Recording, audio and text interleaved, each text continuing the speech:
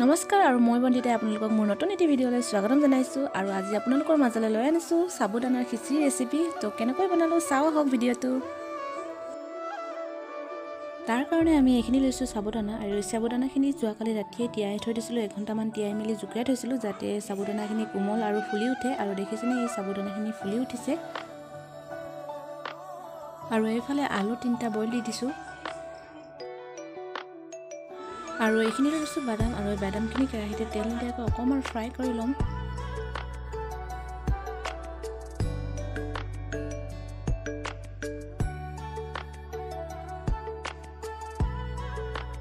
আৰু এইদৰে ফ্ৰাই কৰি ৰখা বাদামখিনি মিক্সিতে এনেদৰে পিচি ল'লোঁ। আৰু এইফালে লৈ লৈছোঁ আলু, জলকীয়া, পিঁয়াজ আৰু পিঁয়াজৰ পাত এনেদৰে কাটি ল'লোঁ। আৰু এইফালে আলুখিনিও কাটি ল'লোঁ। আৰু সাবুদানাখিনিত খুন্দি ৰখা বাদামখিনিও দি দিলোঁ আৰু জোখমতে নিমখ দি মেলি মিহলাই ল'লোঁ।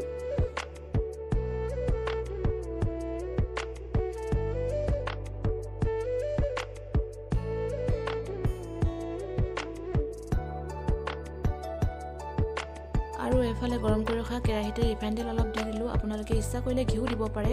আৰু এইফালে অকণমান জিৰা গুড়িও দি দিলোঁ আৰু পিঁয়াজ জলকীয়া দি মেলি অলপ ভাজি ল'লোঁ।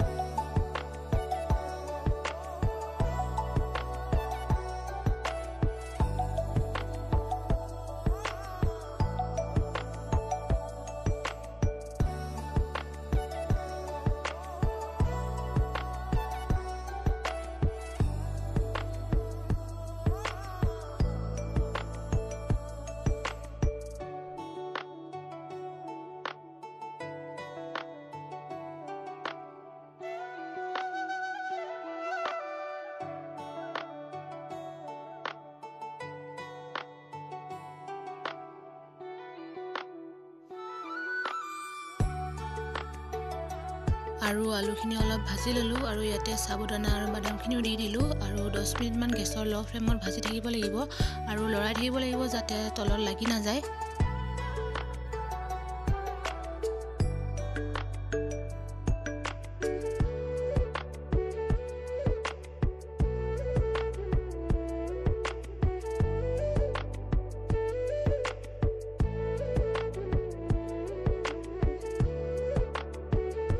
আৰু এয়া সাবুদানাৰ খিচিৰি ৰেডি হৈ গ'ল। আৰু আপোনালোকে এয়া ব্ৰেকফাষ্টটো বনাই খাব পাৰে আৰু টিফিনতো ব্যৱহাৰ কৰিব পাৰে।